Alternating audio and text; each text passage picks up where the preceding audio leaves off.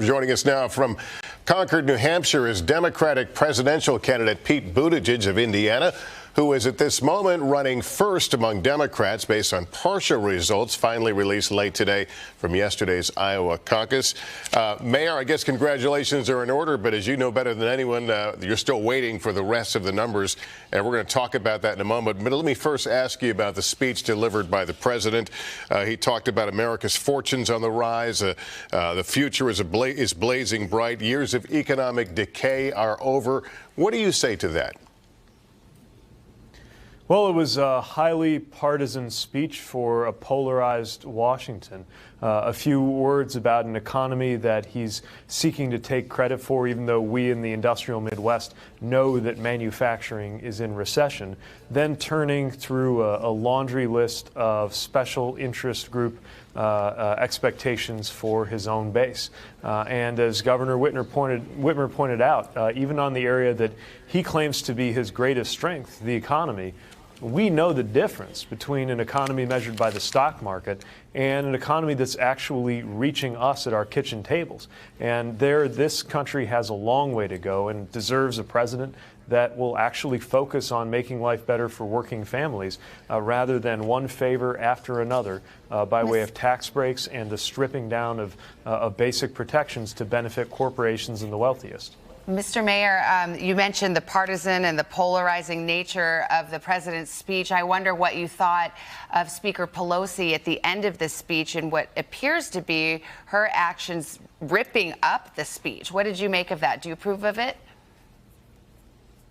I wasn't able to catch that. I was making my way down to the room here, but I certainly saw the division of Washington on display, and in particular, a president seeming to be speaking to his own base at the very moment when we look to a president to speak to all Americans, including or especially those who might belong to the other party, to remind us of our highest values. I think it was a missed opportunity for the president to do that, and unfortunately, we will see most likely tomorrow a very partisan Senate take a vote to give him a pass on lying, cheating, and even inviting foreign interference in the American election. It's one more reason why out here on the campaign trail, I'm talking with voters about the fact that if we're feeling exhausted watching what's going on in Washington, the good news is ultimately it's up to us, especially in an election year, that if the senators are the jury tomorrow, we are the jury the next day.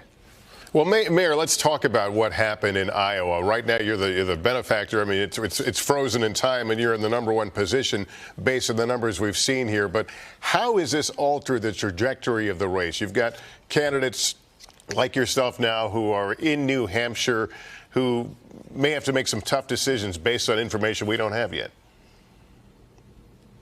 Well, certainly wish that we had all of the official verified results in, but we've also seen enough to know that yesterday was a historic and a phenomenal night for our campaign, and that our vision of bringing Americans together and of appealing to folks in every kind of community, urban, rural, suburban, in counties that voted Democrat and counties that voted Republican recently. That's a message that can bring a remarkable number of people forward and power the campaign not only to take the nomination, but the campaign that's going to defeat Donald Trump in the fall. We feel just a catapult of momentum now as we're here on the ground in New Hampshire with exactly 1 week to go before the decision is made here, too. Do you have a message for Joe Biden, who finds himself, based on those numbers we're looking at right now, in fourth place, a distant fourth behind you? Well, it's not my place to send a message to my competitors, people that I respect, but who obviously represent different approaches and different visions. And I think the reason that we succeeded and the reason we are so far ahead of the expectations for our campaign. I mean, remember, a year ago, I had no national name recognition, no personal fortune. I think I'm still the least wealthy person running for president. No senator's PAC. But what we had was this idea that if we have a different kind of politics to turn the page, that would draw people in and build the coalition that's going to go on to defeat Donald Trump in the fall. Clearly, that's resonating with voters, and you couple that with the phenomenal ground game that we had, really demonstrating, making sure we could show, not just tell, how to put together a winning campaign, plus a phenomenal grassroots level of support. You know, we've had hundreds of thousands of supporters contribute to help fund this campaign through PeteForAmerica.com. Of course, I'm urging anybody who shares that vision of unity with me tonight to go ahead and chip in and help us be in good position for the week ahead. That's the campaign that has made this possible. Now, of course, in a state that famously thinks for itself, full of independent-minded people here in New Hampshire, we have to once again earn support on the ground, and that's what I'll be focused on in the week ahead. Hey, NBC News viewers, thanks for checking out our YouTube channel. Subscribe by clicking on that button down here, and click on any of the videos over here to watch the latest interviews, show highlights, and digital exclusives.